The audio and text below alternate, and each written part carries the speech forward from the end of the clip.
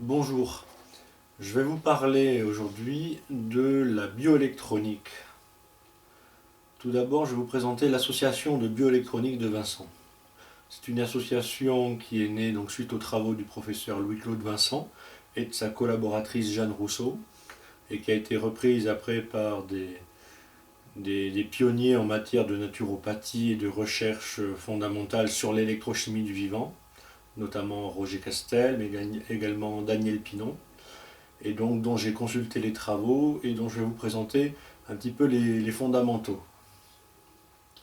Alors tout d'abord, l'association est née de recherche en fait sur l'eau. Louis-Claude Vincent était un ingénieur en hydrologie, spécialiste de l'eau, et donc il a eu des responsabilités dans ce domaine. Et il a étudié l'électrochimie de l'eau.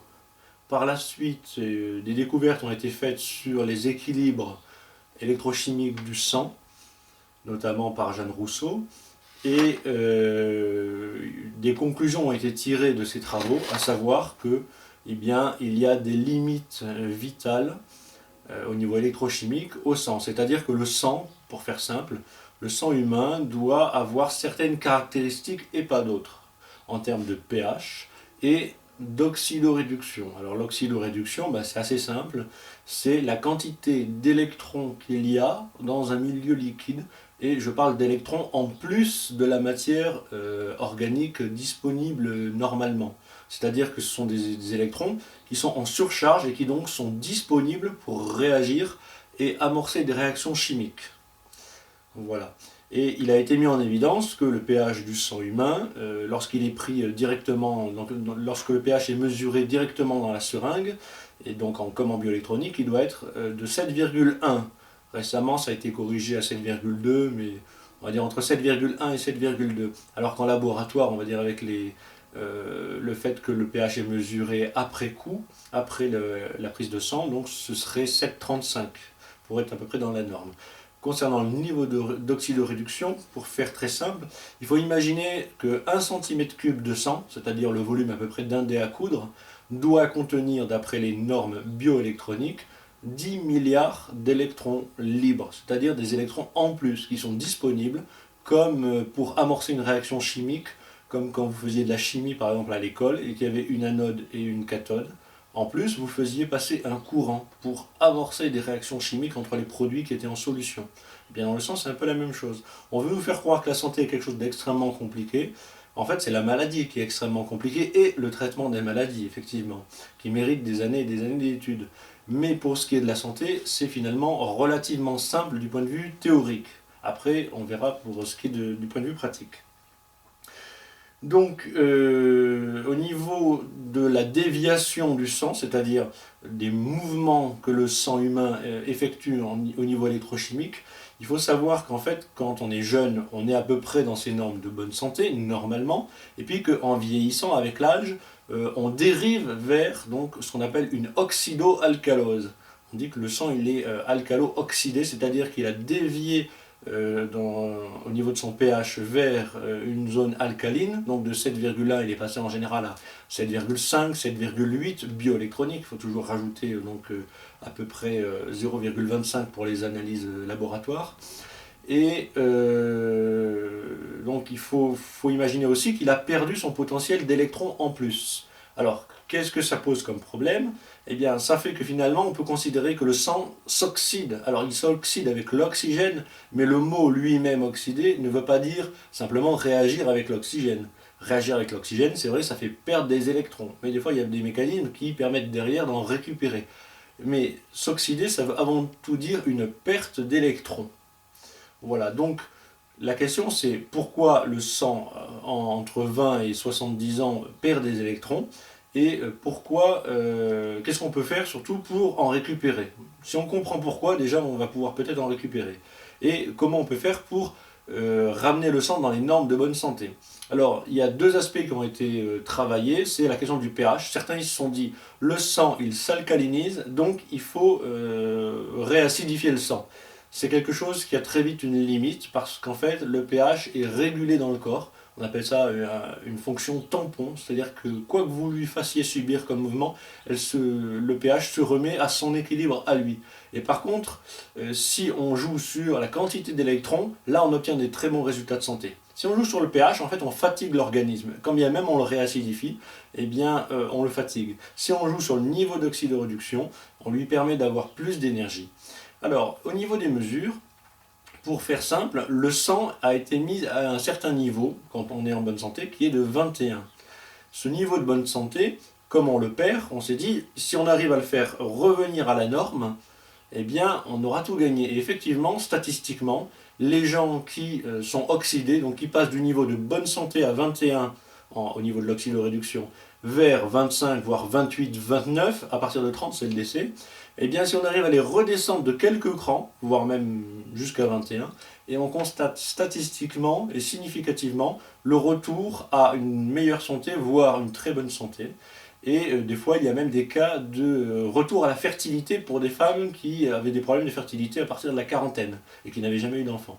Donc tout ça est disponible dans notre fascicule Notions de bioélectronique sur notre site meilleursanté.fr, meilleur-santé.fr. Là-dessus, vous aurez des informations très précises et très techniques, notamment les travaux du professeur Fougerousse, qui a mis en évidence le stade de la précancérose, pour lequel il faut imaginer donc qu'on part d'un point de bonne santé et qu'on a une dérive alcalose, donc dans un certain sens, et une dérive d'oxydation. Et donc avec l'alcalose et l'oxydation, le sang s'éloigne de sa zone de bonne santé au fur et à mesure que le cancer évolue. Alors, il faut comprendre un petit peu les causes de l'oxydation, de ce phénomène, on va dire, de rouille, si on pourrait utiliser une image comparative. En fait, il faut comprendre que on se nourrit au quotidien d'électrons et de matière. Donc en fait, il n'y a jamais d'électrons sans matière ou de matière sans électrons. Par exemple, si je respire de l'air, j'aurai de l'oxygène, mais si je suis dans un milieu propice à avoir un air de bonne qualité, notamment une mine de sel comme à Wieliczka en Pologne, où il y a seulement 5% d'oxygène, eh bien on y envoie les asthmatiques et les allergiques, puisque l'asthme est souvent d'origine allergique. Et même avec 5% d'oxygène, j'y suis allé 3 ou 4 fois, parce que j'ai ma femme qui est polonaise, donc on a visité régulièrement ces mines, eh bien on y respire très bien avec 5% d'oxygène. Pourquoi? Parce que l'air est ionisé négativement, c'est-à-dire que l'oxygène est porteur de charges négatives en plus de son état normal. Donc au final, quand bien même il va participer à des réactions d'oxydation dans le corps, il va malgré tout être vecteur d'une surcharge en énergie et donc il va nous fortifier et nous revitaliser.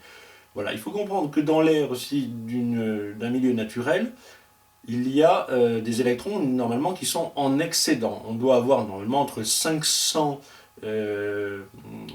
ions oxygène négatif jusqu'à 2000 dans des forêts ou dans des espaces naturels, je crois que c'est par centimètre cube.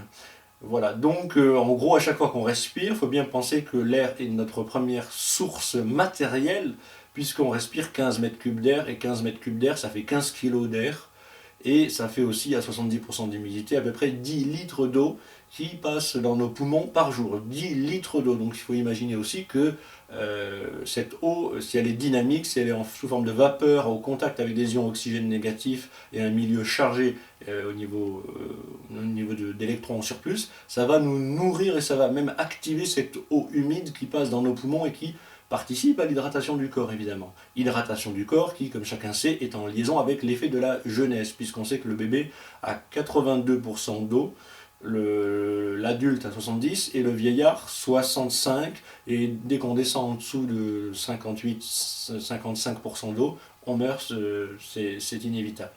Donc, il y a des causes externes à l'oxydation, c'est le fait d'être privé de cet apport d'électrons. Alors par l'air évidemment, ça peut être aussi par la nourriture, puisque la nourriture est vectrice quand elle est fraîche d'électrons en surcharge, et notamment quand elle est bio. Les travaux de l'association bioélectronique ont démontré ça dans le même fascicule que j'ai cité, Notions de bioélectronique. Donc le fait d'avoir des aliments frais et bio permet d'avoir par l'alimentation aussi une source de charge négative en plus. Voilà. Par contre, certains ont voulu voir aussi dans ce système d'apport en énergie un système à lui tout seul. Et forcément, ils sont tombés dans un crudivorisme exagéré. et au final, les intestins ne sont pas forcément adaptés pour tout le monde à un crudivorisme, comment dire, unilatéral, sans céréales ou sans autre type d'aliments que du cru et du frais. Voilà. Donc chaque système évidemment a sa limite. Et au niveau aussi des apports externes, au niveau de la qualité de l'eau, puisque on respire, on mange et on boit, eh bien, il faut comprendre que l'eau est vectrice aussi d'une certaine charge énergétique. Alors elle, on va dire, elle ne contient pas grand-chose, mais malgré tout, le peu qu'elle contient, c'est fondamental. En fonction des minéraux qui sont présents dans l'eau, il y a la possibilité pour l'eau de supporter une certaine charge électronique, d'avoir un surplus d'électrons. Et la bioélectronique a montré que les eaux qui sont issues de la source sont souvent très chargées en électrons et d'une bonne qualité bioélectronique. Et au fur et à mesure de leur stagnation, que ce soit en bouteille, que ce soit dans des zones de stockage, ou bien du fait simplement d'être dans des tuyaux métalliques qui sont mis à la terre et donc qui désactivent le potentiel électrique des minéraux en suspension, eh bien ces eaux deviennent impropres à la consommation du point de vue bioélectronique. Je ne parle même pas du fait qu'elles soient éventuellement trop chargées en minéraux. La bioélectronique a mis en évidence très clairement qu'une eau trop chargée en minéraux, quand ça dépasse 100-150 mg, donc à peu près la minéralisation de la Volvic, il y a une tendance à l'encrassement qui est vraiment majeure. Il faudrait faire, par exemple, 1 heure de sport pour se permettre de boire des eaux très chargées, 1 heure de sport par jour, pour ne pas souffrir du phénomène d'une eau trop chargée en minéraux. Donc comme ça n'est pas le cas de tout le monde, il faut quand même imaginer que ces minéraux sont finalement des déchets. Ça, c'est une chose très importante. Pourquoi? Parce qu'ils ne sont tout simplement pas assimilables dans l'eau, sauf pour une faible part, entre 3 et 4%, si on les prend au cours des repas. Donc en milieu de repas, effectivement, il y a des fermentations qui ont lieu avec l'eau qu'on a ingérée lors du repas, et ces minéraux peuvent avoir une utilité. Mais hors de ce moment-là, en fait, la plupart des minéraux, 95% des minéraux de l'eau, ne sont pas assimilés parce qu'ils ne passent pas par le stade bactérien lors de la digestion, et donc il finit par créer une pollution. Il faut aussi comprendre qu'en bioélectronique, il y a quelque chose de tout simple qui est le bon sens même, qui a été démontré et qui est sous-exploité, c'est que le sang doit avoir une certaine résistivité. Alors cette résistivité, elle doit être techniquement de 210 ohms par mètre. Voilà, c'est mesuré. Ça va avec le niveau de bonne santé théorique au potentiel d'oxydoréduction de 21. Et le problème, c'est que la plupart des gens, soit ne bougent pas assez, il y a un déficit en mouvement, soit mangent un peu plus que ce qu'ils consomment, et au final, le corps, c'est comme s'il avait, on va dire, un plein d'avance. Alors qu'est-ce qu'il fait quand il a un plein d'avance et qu'on lui en met un deuxième dans la foulée? Eh bien, il stocke d'une façon ou d'une autre, ou bien il refuse de stocker, selon les morphologies. À ce moment-là, il évacue beaucoup, mais il y a des bactéries qui travaillent dans les intestins. Et donc à ce moment-là, ça colle des plaques dans les intestins, et ça crée des véritables catastrophes sanitaires pour l'individu. Je vous suggère d'aller voir le site colon-net.com et vous verrez que des gens qui à 45 ou 50 ans n'ont jamais fait d'irrigation du côlon ou jamais une période de diète de 2 ou 3 jours, eh bien ils ont un double côlon, c'est-à-dire qu'ils ont à l'intérieur de leur côlon un espace complètement tapissé de matières qui ont durci sous le travail bactérien. Et lorsqu'on leur enlève, on a presque l'impression de leur avoir enlevé le côlon, parce que ça a pris exactement les formes du côlon tout en descendant. Donc c'est assez impressionnant de voir ces photos sur colon-net.com.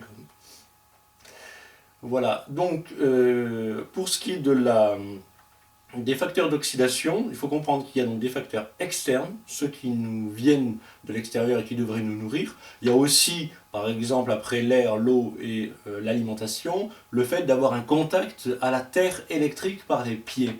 Alors nous, on est dans une civilisation riche et on pense que du fait d'avoir les pieds sur terre, eh bien, avec des chaussures, c'est la même chose. Eh bien non, si on a des chaussures, c'est pas exactement la même chose. Il n'y a pas un très bon contact électrique au sol. Et donc on prive nos reins, on prive la vessie, toutes les zones aqueuses du bas du ventre, de cet apport par les pieds en électricité. Alors il faut comprendre une chose, c'est tout simple, c'est que la Terre, elle a des bactéries, des champignons, des forces telluriques en présence, qui finalement la gavent d'électrons.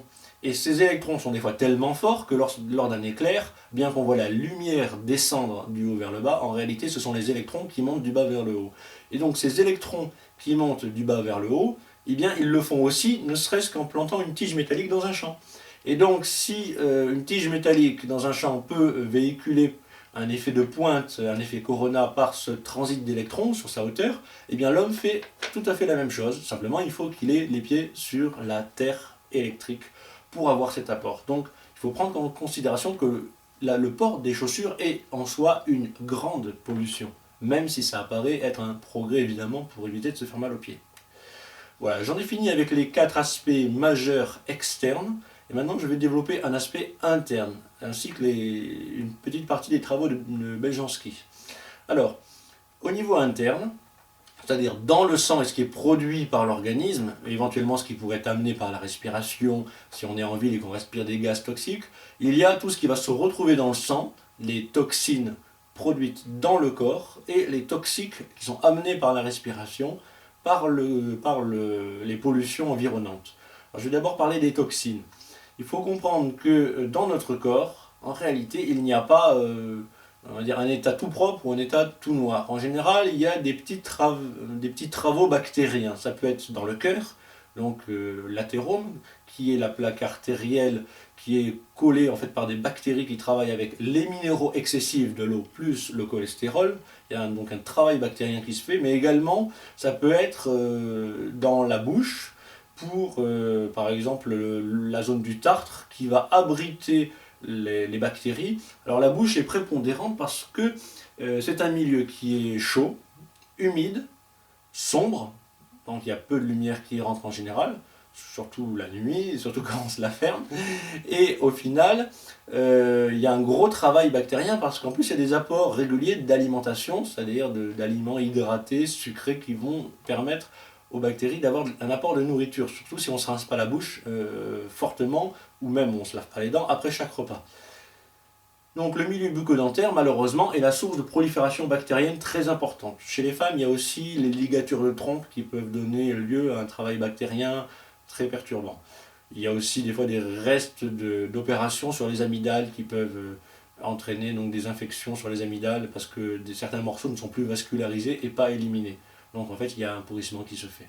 Mais la plupart des Français, nous sommes touchés par le problème des dents dévitalisées essentiellement. C'est-à-dire le fait d'enlever le nerf et de laisser toute la racine, qui contient pourtant 30% de matière organique, pourrir. Alors, je développerai dans une autre vidéo la question des dents dévitalisées, mais pour faire simple, des bactéries travaillent dans les racines des dents. Ces bactéries ne sont pas tellement dangereuses à part pour le cœur, dans le cadre de l'endocardite, mais chez la plupart d'entre nous, elles ne sont pas trop dangereuses. Par contre, les déchets qu'elles produisent sont d'une virulence énorme. Alors je vous explique. Les déchets produits par des bactéries dans les dents eh bien, peuvent se retrouver assez rapidement dans le sang, et inversement, certaines substances du sang peuvent, par des migrations bactériennes, se retrouver assez rapidement dans les dents. Ça a été mis en évidence avec des traceurs radioactifs. Et donc, on a conscience que toute toxine produite dans le milieu bucco-dentaire va se retrouver dans le sang. Alors, en quoi ce serait virulent? Eh bien, en fait, ce n'est pas tellement que les toxines en elles-mêmes seraient virulentes, ce n'est pas ça l'effet. C'est un peu comme, je vais vous expliquer, si vous aviez une crotte toute fraîche dans votre salon. Il y en aurait beau en avoir qu'une, qu'est-ce qui se passerait? Eh bien, vous allez restreindre instinctivement votre respiration, vous allez faire des mous, la grimace, et donc, pendant tant que ça n'est pas enlevé, vous allez restreindre votre respiration. Et on va dire, mais une crotte, ce n'est pas oxydant en tant que tel. Non, mais ça dégage une telle odeur, on n'a pas envie de la respirer, que les poumons, ils se mettent en veille. Et bien, la cellule fait exactement la même chose. La toxine n'a pas une si grande virulence que ça en elle-même en apparence, mais en fait, les toxines sont pour la cellule quand même reconnues comme un poison. L'ensemble du sang, c'est une seule et même entité. Et cette entité sang communique, d'après les travaux du docteur Pope, par des microflashs.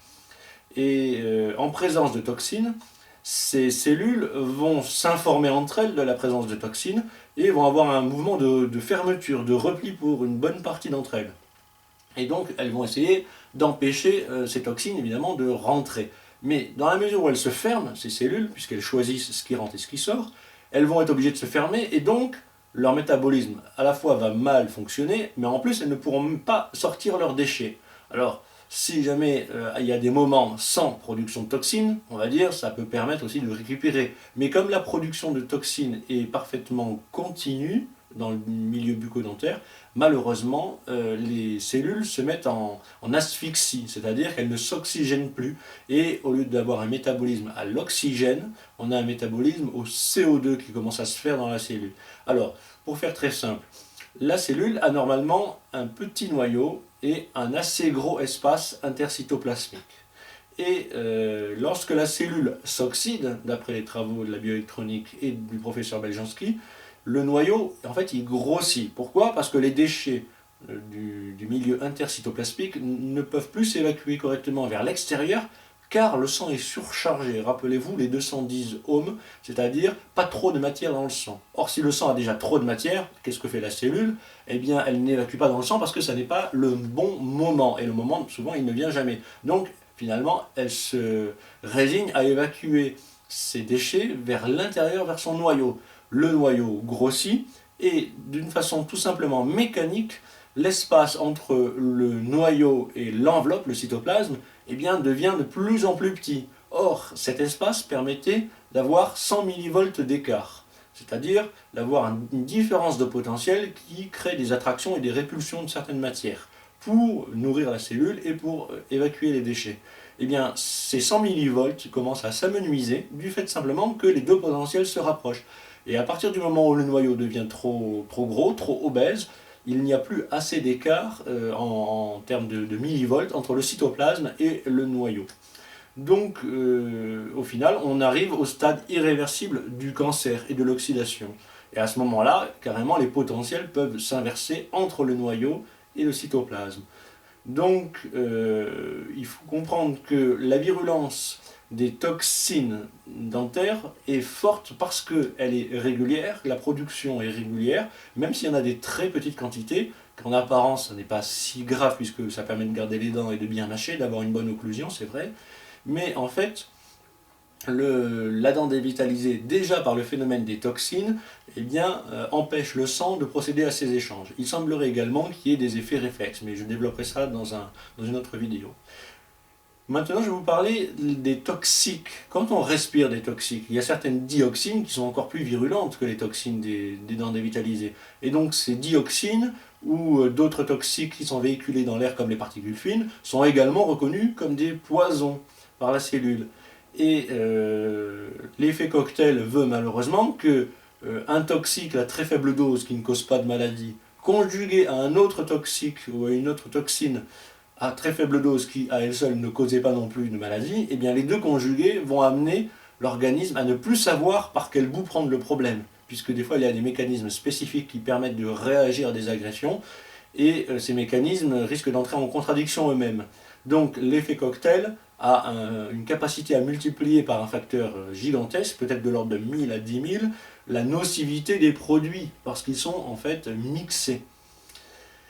Donc vous connaissez tous la question des particules fines, on nous fait suer sur la route pour 3700 morts qu'il est très bien effectivement de réduire et qui sont encore de trop bien évidemment, mais le gasoil a été reconnu coupable, entre guillemets, donc nous-mêmes les conducteurs, de 42 000 morts par an en France.